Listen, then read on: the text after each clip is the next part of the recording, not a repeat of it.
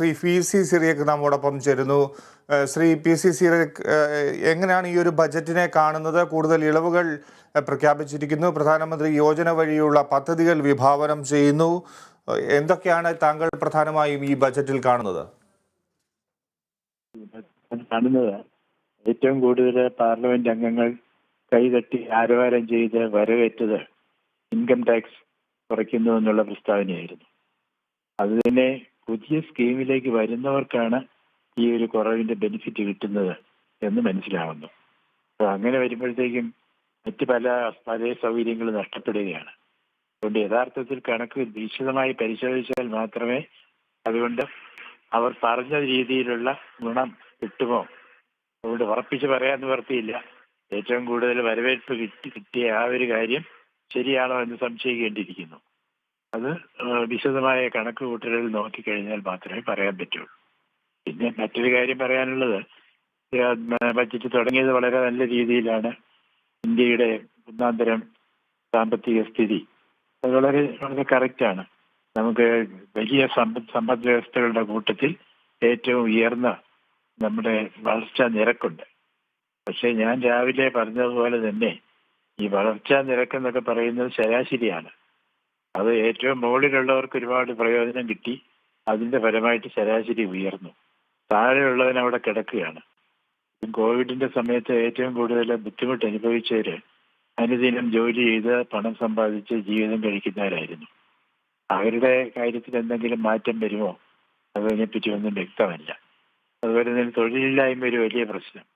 ആ തൊഴിലില്ലായ്മ പ്രശ്നത്തിന് പരിഹാരം കാണാൻ വേണ്ടി മൂലധനം നിക്ഷേപിച്ച് പുതിയ വ്യവസായ സ്ഥാപനങ്ങളോ അല്ലെങ്കിൽ മാനുഫാക്ചറിങ് ഇൻഡസ്ട്രി, നേരത്തെ നമ്മൾ പറഞ്ഞതുപോലെ ചൈനയാണ് ലോകത്തിലെ ഏറ്റവും വലിയ മാനുഫാക്ചറിങ് സെന്ററായിട്ട് കരുതിക്കൊണ്ടിരുന്നത്. പക്ഷെ കോവിഡിന്റെ കാലത്ത് ആളുകൾക്ക് മനസ്സിലായി ചൈനയുടെ മേൽ അമിതമായ ആശ്രയത്വവും വിശ്വാസവും പുലർത്തിയിട്ടിരിക്കുന്നത് ചിലപ്പോൾ റിസ്ക് ആയിരിക്കും, സാധന സമയത്ത് കിട്ടാതെ വരും. അപ്പം മറ്റ് രാജ്യങ്ങളെല്ലാം വേറെ പുതിയ സോഴ്സുകൾ ചൈനയിൽ നിന്നും ചിലതെല്ലാം മാറ്റി പുതിയ സ്ഥലങ്ങളിൽ സ്ഥാപിക്കാനുള്ള ഒരു പരിശ്രമം നടത്തുന്നുണ്ട്. ആ പരിശ്രമത്തിൽ ആളുകളെ കൂടുതൽ ആകർഷിക്കാനും കൂടുതൽ പേരെ ഇന്ത്യയിലേക്ക് ചൈനയിൽ നിന്ന് മാറ്റി താവളം ഉറപ്പിക്കാനും ഒക്കെയുള്ള പരിശ്രമങ്ങളൊന്നും കാണുന്നില്ല. വാസ്തവത്തിൽ ചൈനയിൽ നിന്നും കുറെ പേര് മാറിയിട്ടുണ്ട്. മാറിയവർ പോയത് മിക്കവാറും വിയറ്റ്നാമിലേക്കോ അല്ലെങ്കിൽ ബംഗ്ലാദേശിലേക്കോ കംബോഡിയയിലേക്കോ അങ്ങനെയൊക്കെയുള്ള രാജ്യങ്ങളിലേക്കാണെന്നാണ് ഞാൻ മനസ്സിലാക്കുന്നത്. അവർ അത്തരക്കാരെ ഇന്ത്യയിലേക്ക് ക്ഷണിക്കാൻ വേണ്ടി എന്തെങ്കിലും കൃത്യമായിട്ടൊന്നും കാണുന്നില്ല. പിന്നെ മറ്റൊരു കാര്യം പറയാനുള്ളത്, നമ്മുടെ ഡിഫൻസിന്റെ കാര്യം ഒന്നും തന്നെ പറഞ്ഞു കേട്ടില്ല. അതിന് ഞാൻ മിസ് ചെയ്യുന്നതാണോ എന്ന് പറഞ്ഞുകൂടെ. ഞാനൊന്നും സാധാരണ പറയാറുണ്ട് ഡിഫൻസിന് കഴിഞ്ഞ കൊല്ലം ഇത്ര, ഇക്കൊല്ലം ഇത്ര. ഇത് പ്രതിരോധത്തിന്റെ കാര്യം ഒന്നും തന്നെ പറഞ്ഞില്ല. അതിന്റെ കോൺഫിഡൻഷ്യൽ എന്നുള്ള ഒരു സമീപനമായിരുന്നോ, അത് ഞാൻ മിസ് ചെയ്തതാണോ എന്നറിഞ്ഞുകൂടാ. അതിന് തീർച്ചയായിട്ടും അത് ജനങ്ങൾക്ക് അറിയേണ്ടതാണ്. പ്രത്യേകിച്ചും ചൈന പാകിസ്ഥാൻ അതിർത്തികളിൽ പല പ്രശ്നങ്ങളും കാണുന്ന ഈ സമയത്ത് തീർച്ചയായിട്ടും ഡിഫൻസിന്റെ കാര്യത്തിൽ എന്താണ് പുതിയ നീക്കങ്ങൾ നടത്തുന്നത്, പുതിയ ഇൻവെസ്റ്റ്മെന്റുകൾ എന്തൊക്കെ, കാര്യങ്ങളൊന്ന് വിശദമാക്കേണ്ടതായിരുന്നു. പിന്നെ മറ്റു ചില കാര്യം ഉദാഹരണമായിട്ട് ഓരോ ഗ്രീൻ മെന്യൂറും ഇങ്ങനെ രാസവളങ്ങളുടെ ഉപയോഗം കുറച്ചുകൊണ്ട് അതിന് പകരം ഗ്രീൻ മെന്യൂർ ഉപയോഗിക്കാൻ വേണ്ടി പ്രോത്സാഹിപ്പിക്കാൻ വേണ്ടി കർഷകരെ പ്രോത്സാഹിപ്പിക്കാൻ വേണ്ടി പദ്ധതിയുണ്ട്. നാച്ചുറൽ ഫാമിംഗ് പ്രോത്സാഹിപ്പിക്കാൻ വേണ്ടി പദ്ധതിയുണ്ട്. അതെല്ലാം സ്വാഗതാർഹമാണ്, അതൊന്നും കുറ്റം പറയാനില്ല. അതുപോലെ തന്നെ പശുവിന്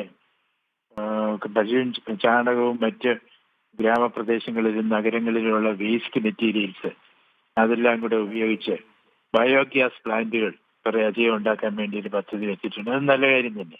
അത്തരം പദ്ധതികളെല്ലാം കേരളം കൂടുതൽ ഉത്സാഹിച്ച് ഏറ്റെടുത്താൽ തീർച്ചയായിട്ടും നമുക്ക് കുറെ അധികം നമ്മുടെ പ്രദേശങ്ങളെല്ലാം വൃത്തിയാകാനും മാലിന്യരഹിതമാക്കാനും ഒക്കെ സഹായിക്കും. നമ്മുടെ മുനിസിപ്പൽ വേസ്റ്റ് കളക്ട് ചെയ്യുന്നതൊക്കെ ഉടനടിയായിട്ട് ബയോഗ്യാസ് ആയിട്ടോ കമ്പോസ്റ്റ് ആയിട്ടോ ഒക്കെ മാറ്റാനുള്ള സംവിധാനങ്ങൾ ഉണ്ടാക്കാൻ അതിനൊക്കെ പ്രത്യേക സഹായം കിട്ടുമെന്ന് തോന്നുന്നു.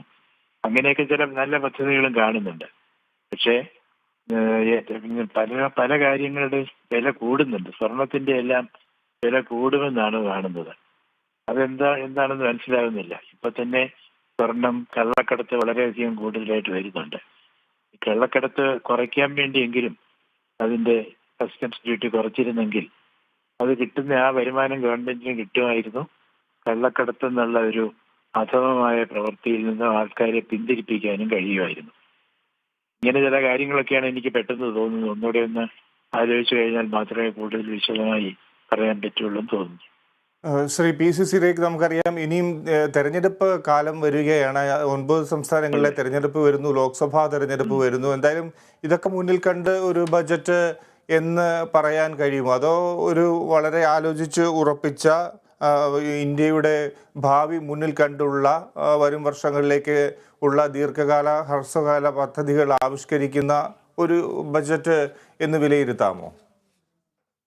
പിന്നെ തെരഞ്ഞെടുപ്പ് നോക്കി കാണുന്ന തെരഞ്ഞെടുപ്പിന് ബെനിഫിറ്റ് കൊടുക്കുന്നത് പോലെ ആയിരുന്നു ഇൻകം ടാക്സിന്റെ പറ്റി അനൗൺസ് ചെയ്തത്. ഇപ്പൊ ഇന്ന് 5 ലക്ഷം വരെ വരുമാനമുള്ളവർക്ക് പലതരത്തിലുള്ള കിഴിവുകളും ഒക്കെ ഉള്ളത് കൊണ്ട് ടാക്സ് കൊടുക്കേണ്ട ആവശ്യമില്ലെന്ന് പറഞ്ഞു. അപ്പൊ 7 ലക്ഷം വരെയുള്ളവർക്ക് വേണ്ടെന്നൊക്കെ പറയുമ്പോൾ തീർച്ചയായിട്ടും കുറെ പേരെ ആകർഷിക്കുമെന്നുള്ള സംശയമില്ല.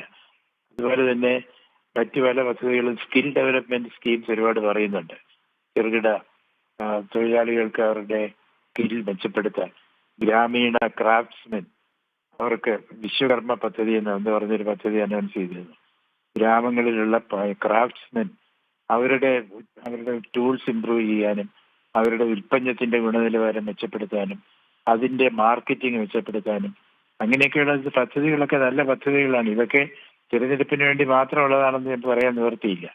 ഇത്തരം തിരഞ്ഞെടുപ്പ് പദ്ധതികൾ മിക്കവാറും നടപ്പിലാക്കേണ്ടത് സംസ്ഥാന സർക്കാരുകളാണ്. അവരെന്തുമാത്രം എഫക്റ്റീവായിട്ട് ചെയ്യും എന്നുള്ളതിനെ ആശ്രയിച്ചിരിക്കുന്നു. പിന്നെ വിദ്യാഭ്യാസത്തിന്റെ മറ്റും കാര്യത്തിൽ കുറെ കൂടെയൊക്കെ ചെയ്യേണ്ടതായിരുന്നു എന്ന് തോന്നുന്നു. പിന്നെ തിരഞ്ഞെടുപ്പിന് വേണ്ടി പറഞ്ഞ കർണാടകത്തില് എനിക്ക് തോന്നുന്നു ഹൗസിംഗ് സ്കീമിന്റെ ആണെന്ന് തോന്നുന്നു. പ്രൈം മിനിസ്റ്റേഴ്സ് ആവാസ് യോജന എന്ന് പറയുന്ന ഹൗസിംഗ് സ്കീമിൽ കൂടുതൽ അലോട്ട്മെന്റ് കർണാടകത്തിന് കൊടുക്കുന്നതായിട്ട് പറഞ്ഞത് കേട്ടു. അങ്ങനെയൊക്കെ ചില പദ്ധതികൾ കർണാടകത്തിൽ ഇലക്ഷൻ വരുന്നു, അത് സഹായിക്കാം. കർണാടകത്തിന്റെ ദുരിത നിവാരണത്തിന് വേണ്ടി കുറച്ച് കൂടുതൽ പണം കൊടുത്തതായിട്ട് കേട്ടു. അപ്പൊ അങ്ങനെ ചില കാര്യങ്ങൾ. പിന്നെ ഒരു നല്ല കാര്യം പറയാനുള്ള റബ്ബറിന്റെ ഒരു കോമ്പൗണ്ട് റബ്ബറിന്റെ 10% ഇറക്കുമതി ചുങ്കം ഉണ്ടായിരുന്നുള്ളൂ. അത് 30% ആക്കി സ്വാഭാവിക റബ്ബറിനൊപ്പം. അതൊരു ചെറിയ കാര്യമാണെങ്കിലും സ്വാഗതാർഹമായ കാര്യമാണ്. പിന്നെ ഇങ്ങനെ ചില കാര്യങ്ങൾ തിരഞ്ഞെടുപ്പിൽ ഇതൊരു മികച്ച ബഡ്ജറ്റ് എന്ന് തന്നെ താങ്കൾ മാർക്കിടുമോ? അതിൽ മികച്ച ബഡ്ജറ്റ് എന്ന് ഞാൻ പറയില്ല. എങ്കിലും കുറച്ചുകൂടെ ഒന്ന് വിശദമായിട്ട് പഠിച്ചു കഴിഞ്ഞാൽ, ഒന്നുകൂടെ ഒന്ന് വായിച്ചു നോക്കി മനസ്സിലാക്കി കഴിഞ്ഞാൽ മാത്രമേ അങ്ങനെ ഒരു ജഡ്ജ്മെന്റ് പാസ്സാക്കാൻ പറ്റുള്ളൂ. വളരെ നന്ദി ശ്രീ PCC താങ്കളുടെ പ്രതികരണത്തിന്.